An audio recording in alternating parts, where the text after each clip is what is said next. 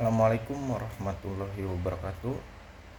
Perkenalkan, nama saya Muhammad Iwan Santoso dari Prodi Teknik Sipil dengan NIM 3624145. Di sini saya akan mengerjakan tugas atau menjelaskan beberapa soal dari tugas UTS Kimia Teknik dosen Bapak Yusuf Irfan STP MT dengan kode soal A atau NIM ganjil. Berikut beberapa pertanyaan yang saya akan jawab. Soal nomor 1A. Apabila diketahui nomor atomnya 16, protonnya 16, nomor massa 32, maka berapakah jumlah neutron dan elektronnya? Berikut diketahui nomor atom 16, proton 16, dan nomor massa 32. Untuk mencari jumlah neutron dan elektron, jumlah neutron dan elektron itu dapat dihitung dengan rumus nomor massa dikurangi jumlah proton. Artinya neutron 32 dikurangi 16 sama dengan 16 juga. Jadi pada jumlah neutron pada unsur netral atau yang tidak bermuatan, jumlah elektron sama dengan jumlah proton.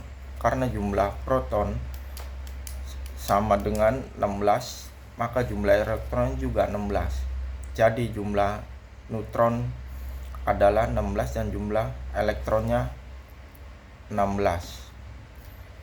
Berikut itulah soal nomor 1A yang sudah saya jelaskan. Kemudian soal nomor 1B. Apabila diketahui nomor massa atom 35 dan jumlah protonnya adalah 17, maka berapakah nilai nomor atom, elektron, dan neutronnya? Diketahui nomor massa 35, diketahui nomor massa 35, jumlah proton 17. Untuk mencari nomor atom dan jumlah elektron dan jumlah neutron, kita akan menggunakan rumus atau informasi berikut.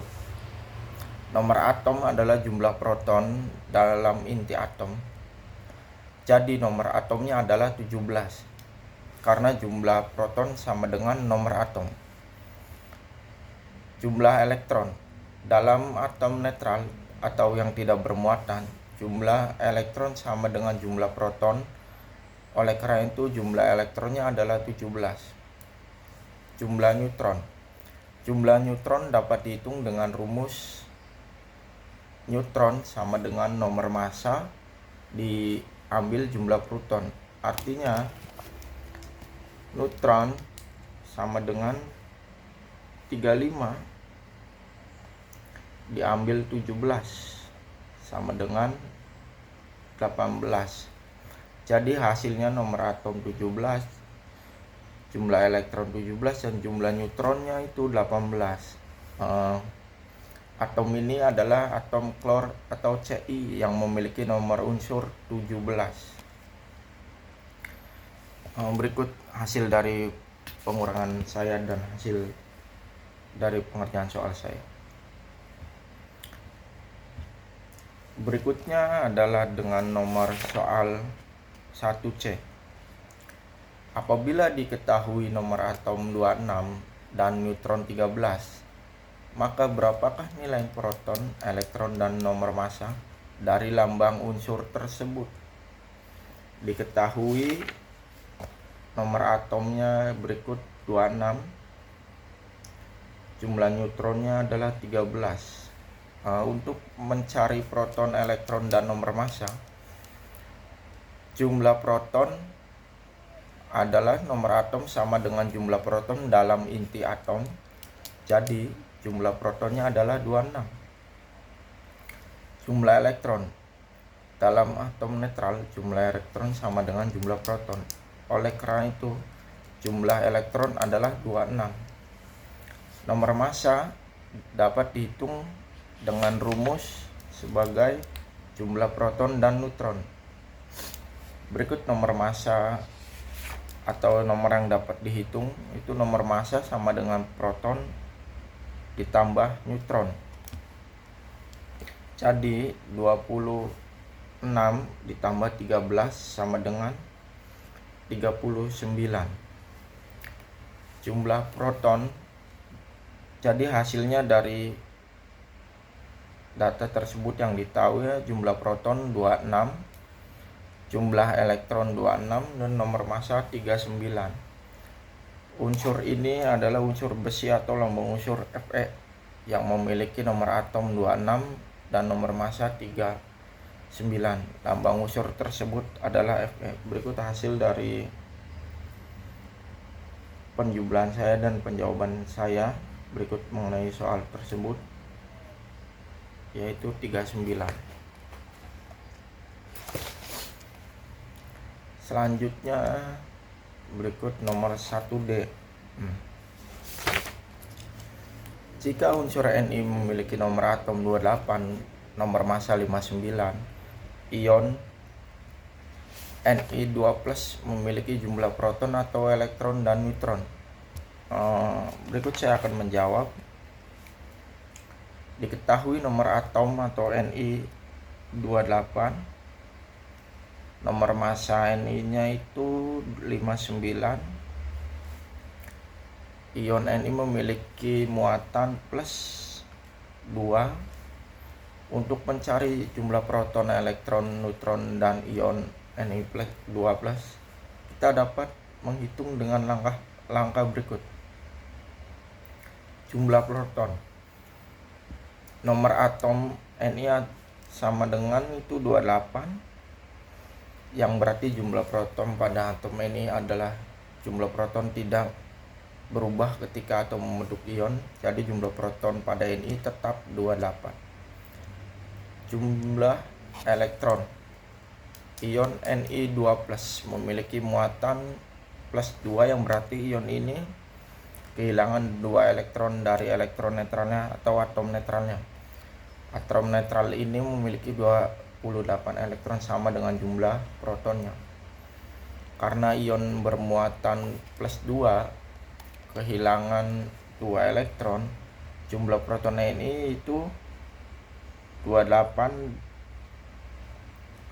dikurangi 2 sama dengan 26. Artinya jumlah elektron dari ion itu adalah 26. Jumlah neutron. Jumlah neutron itu dapat dihitung dengan rumus neutron sama dengan nomor massa diambil nomor atom. Jadi untuk Ni dan nomor massa 59 dan nomor atom 28, neutronnya adalah 59 dikurangi 28, yaitu 31. Berikut hasil dari penyelesaian saya, bahwa jumlah proton 28, jumlah elektron 26 karena ion sudah kehilangan 2-nya tadi, dan jumlah neutronnya 31. Jadi ion Ni2+ memiliki 28 proton, 26 elektron, dan 31 neutron. Berikut hasil dari penjelasan saya. Inilah.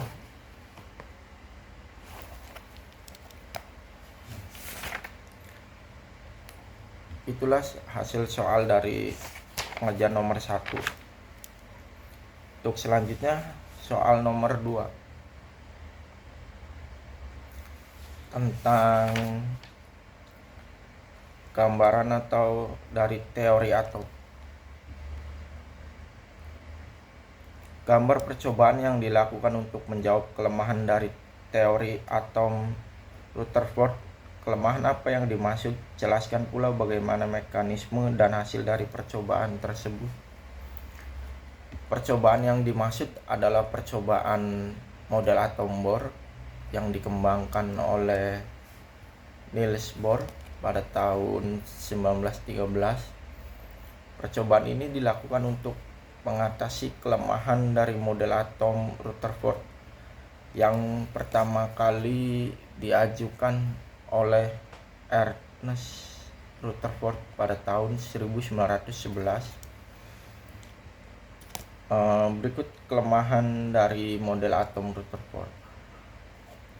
Model atom Rutherford menyatakan bahwa atom terdiri dari inti positif yang sangat kecil dan massa terkonsentrasi di pusat atom, sementara elektron-elektron bergerak mengelilingi inti tersebut dengan planet yang mengelilingi matahari. Meskipun model ini bisa menjelaskan banyak hal, ada beberapa kelemahan yang signifikan. Berikut beberapa kelemahan dari teori atom Rutherford. 1. Ketidakstabilan gerakan elektron. Menurut teori elektromagnetik klasik, elektron yang bergerak melingkar di sekitar inti harus mengeluarkan energi dalam bentuk radiasi elektromagnetik. Akibatnya, elektron akan kehilangan energi dan spiraling menuju inti yang akhirnya menyebabkan atom runtuh. Namun kenyataannya atom tidak runtuh, dan ini menjadi salah satu kelemahan dari model Rutherford. Berikut kelemahan kedua, yaitu spektrum atom yang tidak dapat dijelaskan. Model Rutherford tidak bisa menjelaskan mengapa atom hanya memancarkan cahaya pada panjang gelombang tertentu.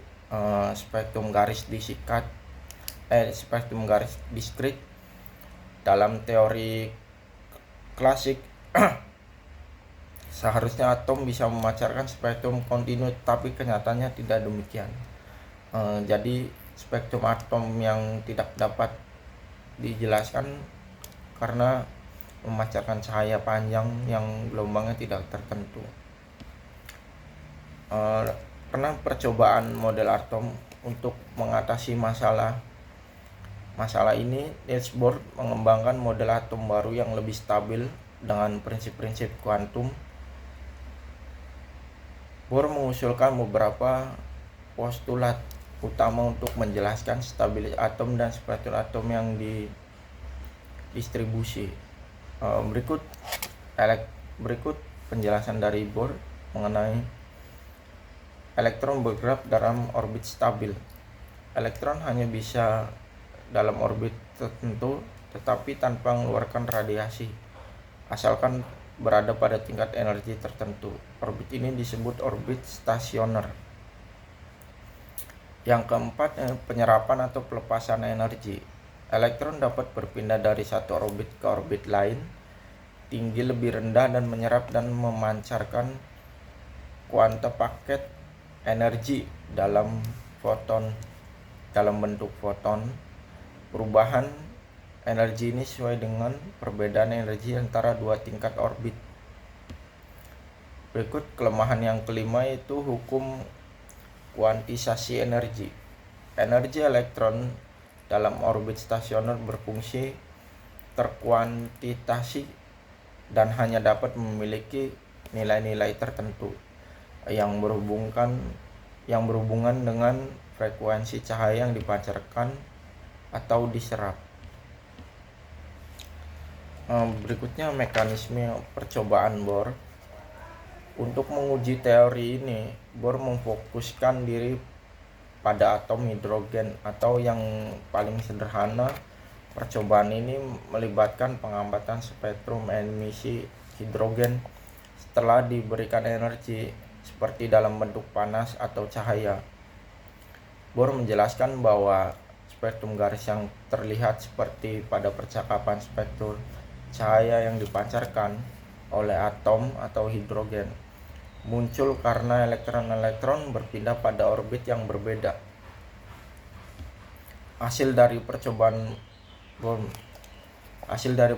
Bohr menunjukkan bahwa model ini menjelaskan satu Spektrum diskrit. Spektrum atom hidrogen hanya memancarkan garis-garis tertentu pada panjang gelombang yang sesuai dengan teori bahwa elektron berpindah pada orbit yang terkuantisasi. Selanjutnya yaitu stabilitas atom. Atom tidak runtuh karena elektron memancarkan radiasi saat berada dalam orbit stasioner. Meskipun mereka bergerak mengelilingi inti, hal ini dapat menyelesaikan ketidakstabilan dalam model Rutherford. Bohr juga berhasil menghubungkan energi tingkat elektron dengan jarak orbit dari inti dan frekuensi cahaya yang dipancarkan atau diserap, yang kemudian dihubungkan dengan hukum fisika Planck mengenai kuantitasi energi. Setelah tadi penjabaran dari hukum Bohr dan mengapa kelemahan dari teori atom Rutherford, berikut kesimpulan dari penjelasan tadi, yaitu model atom Bohr merupakan perbaikan dari model Rutherford karena berhasil menjelaskan stabilitas atom dan spektrum garis emisi atom dengan memperkenalkan ide kuantisasi energi.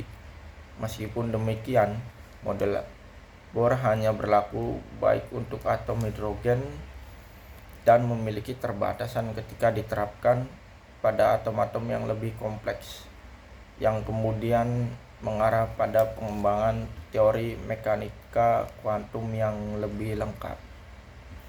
Itu sekian dari saya tentang penjelasan nomor 2 tentang teori Rutherford dan kelemahan-kelemahan dan hasil dari percobaan tersebut. Saya akan melanjutkan tentang soal nomor 3. Tentukan konfigurasi elektron dan metode Bohr dan kuantum, periode dan golongan dari unsur berikut. A. 25 mangan atau Mn. Kedua B. 29 Cu. Berikut saya akan menjawab pertanyaan nomor 3, yaitu tentang yang tadi. Mari kita tentukan konfigurasi elektron menggunakan metode Bohr dan kuantum, serta periode dan golongan unsur-unsuran yang diberikan. A. Mangan dengan nomor atom 25. Mangan ini memiliki 25 elektron atau karena atomnya netral. Konfigurasi elektron metode Bohr itu menggunakan metode Bohr. Kita akan mengisi kulit elektron berdasarkan jumlah elektronnya. Tadi jumlah elektronnya itu 25. Dan urutan kulit menurut prinsip energi kuantum.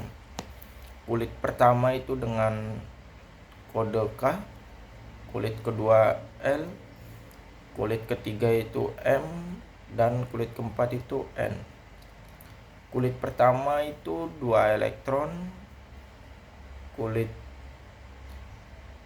kedua itu L dapat menampung 8 elektron, dan kulit ketiga itu menampung 8 elektron juga, dan sisa kulit itu keempat dengan 7 elektron. Kemudian penjelasan tentang konfigurasi elektron Bohr yaitu 2, 8, 8, U2, 8, 8,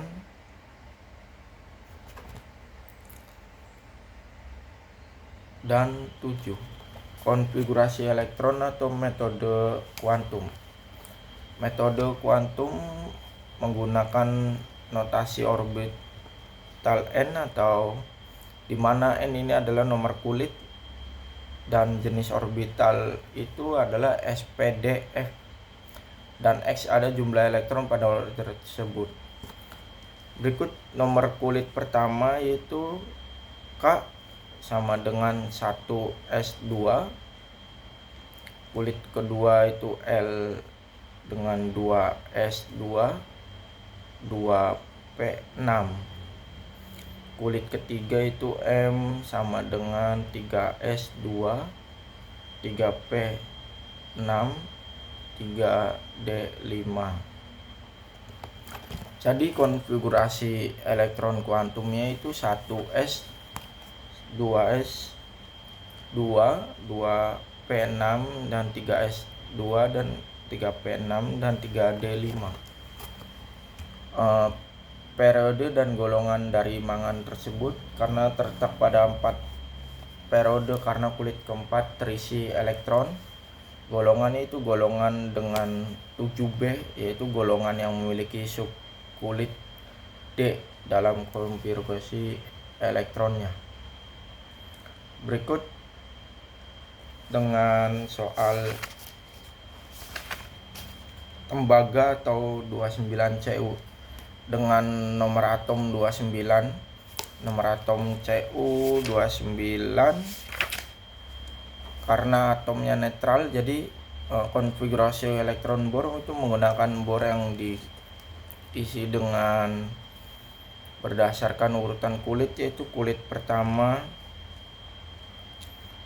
dapat menampung 2 elektron, kulit kedua itu L dapat menampung 8 elektron, dan kulit ketiga itu dapat mengandung 8 elektron juga, dan kulit keempat itu N dengan sisa elektron 11.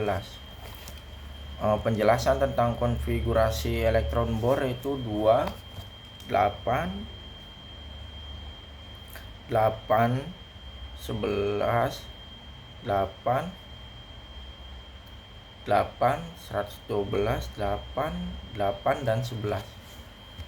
Konfigurasi elektronnya atau metode kuantumnya itu dengan kulit pertama 1S pangkat 2 dan kulit kedua L2S2P6, kulit ketiga itu 3S2 dan 3P6, dan kulit keempat itu 4S2 dan 3D9. Jadi konfigurasi elektron kuantumnya itu 1S2 2S2 dan 246 3S2 dan 346 dan 3S9 dan 4S2. Jadi periode dan golongan dari tembaga atau unsur Cu yaitu 4, periodenya 4 karena terisi elektron. Golongannya itu golongan 1B karena konfigurasi elektron terakhir itu berakhir di subkulit 3D. Beberapa kesimpulan dari hasil mangan 25 mangan dan tembaga 29Cu, yaitu konfigurasi elektron bornya 2887. Konfigurasi kuantumnya itu 1S2 2S2 2P6 3S2 3P6 dan 3D5. Periodenya lipat, golongannya 7B. Untuk tembaga sendiri itu konfigurasi bornya 28811, konfigurasi elektron kuantumnya di 1S2 2S2 2P6 3S2 3P6 3D9 dan 4S2, periodenya 4, golongan 1B. Berikut itulah hasil dari penjelasan saya tentang soal nomor 3 mengenai konfigurasi elektron dan periode-periodenya. Kemudian soal nomor 4 ini soal yang jika diamati peristiwa yang terjadi sekitar kita dapat keterkaitan dengan sifat ikatan kimia. Salah satu contohnya air dan minyak tidak dapat larut atau menyatu. Mengapa peristiwa tersebut dapat terjadi dan jelaskan berdasarkan ikatan kimianya. Peristiwa air dan minyak tidak dapat larut atau menyatu dapat dijelaskan dengan pertimbangan sifat ikatan kimia dan polaritas molekul dari kedua zat tersebut. Berikut satu, ikatan kimia pada air. Molekul air H2O atau memiliki ikatan kovalen polar. Artinya atom oksigen atau O, lambang unsur O, menarik elektron lebih kuat daripada atom hidrogen, ya, sehingga terjadi pemisahan muatan dalam molekul menjadi sedikit negatif, sedangkan hidrogen itu menjadi sedikit positif. Karena adanya perbedaan elektronegativitas antara oksigen dan hidrogen, molekul air memiliki sifat polar, artinya memiliki dua kutub dengan muatan berbeda, positif dan negatif, yang memungkinkan interaksi dengan molekul lainnya juga bersifat polar melalui ikatan hidrogen. Kedua, ikatan kimia pada minyak. Minyak, terutama minyak nabati atau hewani, sebagai terdiri dari molekul hidrokarbon yang memiliki ikatan kovalen non-polar antara atom karbon dengan unsur C dan hidrogen dengan unsur H. Molekul minyak ini tidak memiliki pemisahan muatan seperti pada air, sehingga minyak bersifat non-polar. Ikatan antara atom karbon dan hidrogen pada minyak adalah ikatan kovalen yang tidak mengarah pada pemisahan muatan, sehingga tidak ada kutub positif atau negatif dalam molekul minyak. Mengapa air dan minyak tidak dapat menyatu? Berikut satu, interaksi antara molekul air. Karena air bersifat polar, molekul air saling tarik-menarik membentuk ikatan hidrogen yang cukup kuat. Kedua, interaksi antara molekul minyak. Molekul minyak bersifat non-polar sehingga tidak dapat membentuk ikatan hidrogen dengan molekul air. Ketika air dan minyak dicampur, molekul air akan saling tarik-menarik dengan satu sama lain, sementara molekul minyak akan tertarik pada sesama molekul minyak. Interaksi antara molekul yang berada sifat polar versus non-polar ini tidak cukup kuat untuk memaksa kedua zat tersebut saling bergabung. Keterbatasan larutan. Sebagai hasil, air dan membentuk minyak dua lapisan terpisah. Karena sifat polar dan sifat non-polar, minyak tidak memungkinkan mereka oleh prinsip dasar kimia yang menyatakan bahwa zat polar lebih mudah larut dalam zat polar dan zat non-polar lebih mudah larut dalam zat non-polar. Prinsip ini dengan istilah Lake dissolves like. Berikut kesimpulan dari soal nomor 4 tentang sifat kimia antara air dan minyak yang tidak dapat menyatu, yaitu peristiwa air dan minyak tidak dapat larut atau menyatu dapat dijelaskan dengan sifat ikatan kimia dari zat tersebut.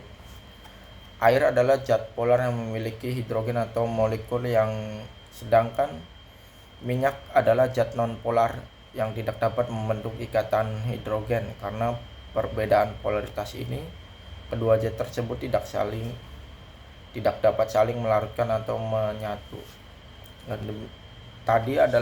Demikian dari saya. Itu tadi adalah soal nomor 4 dan penjelasan dari saya.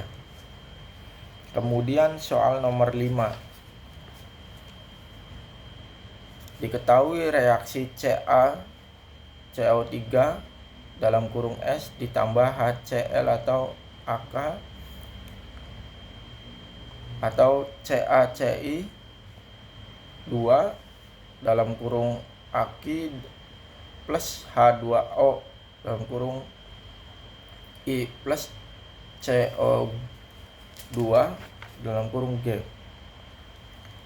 Jika 10 gram batu kapur direaksikan dengan larutan asam klorida, ketentukan volume gas karbon dioksida yang dihasilkan dalam keadaan standar.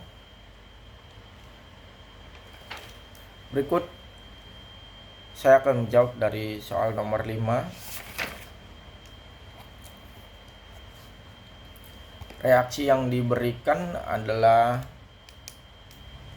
CaCO3 dalam kurung S plus 2HCl dalam kurung AG, atau CaCl2 Ag plus H2O dalam kurung I plus CO2G. Diketahui massa CaCO itu 10 gram,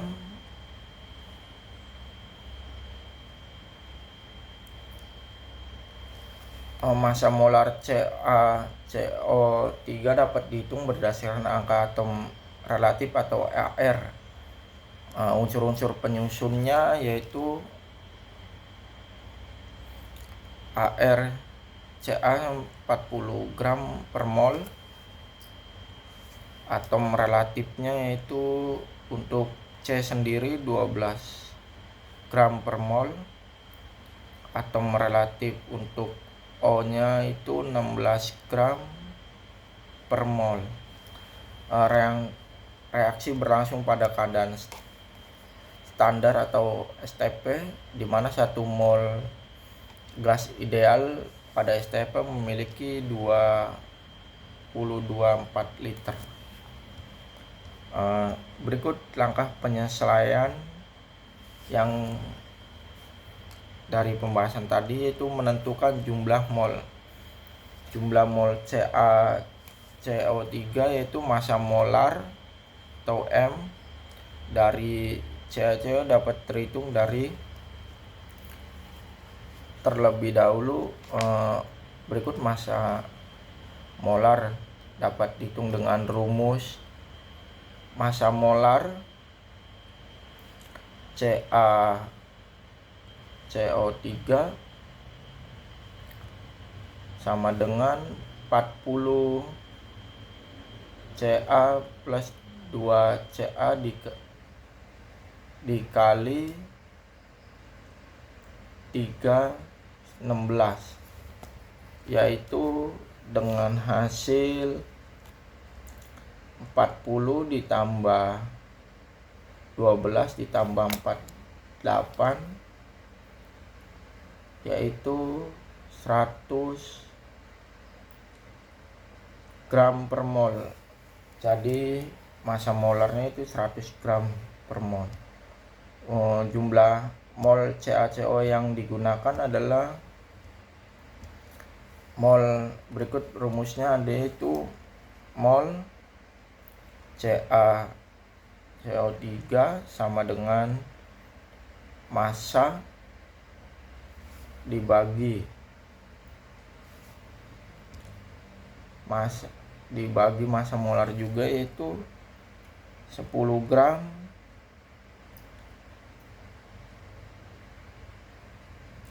dibagi 100 gram, yaitu 0,1 mol. Menyusun perbandingan reaksi. Berikut dari persamaan reaksi kita dapat melihat bahwa 1 mol CaCO3 menghasilkan 1 mol CO2. Oleh karena itu jumlah mol CO yang dihasilkan adalah mol CO2 sama dengan mol, dan CO2 itu sama dengan 0,1. Menentukan volume gas CO2 pada STP. Pada kondisi standar atau STP, 1 mol gas idealnya itu 22,4 liter. Maka volume CO2 yang dihasilkan adalah, berikut rumusnya, volume CO2 yaitu mol CO2 dikali 20,24 liter. Tadi hasilnya itu 0,1 mol dikali 22 sama dengan 2,24 liter.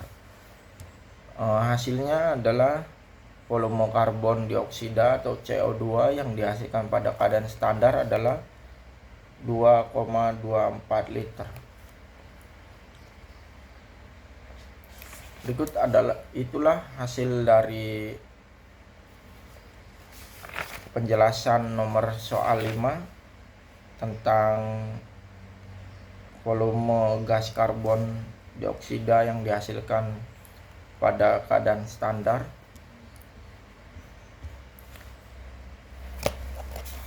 Terima kasih. Itulah penjelasan tentang tugas ujian tengah semester saya.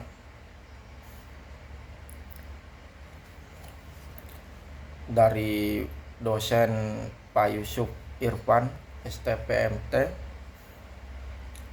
Saya akhiri. Assalamualaikum warahmatullahi wabarakatuh.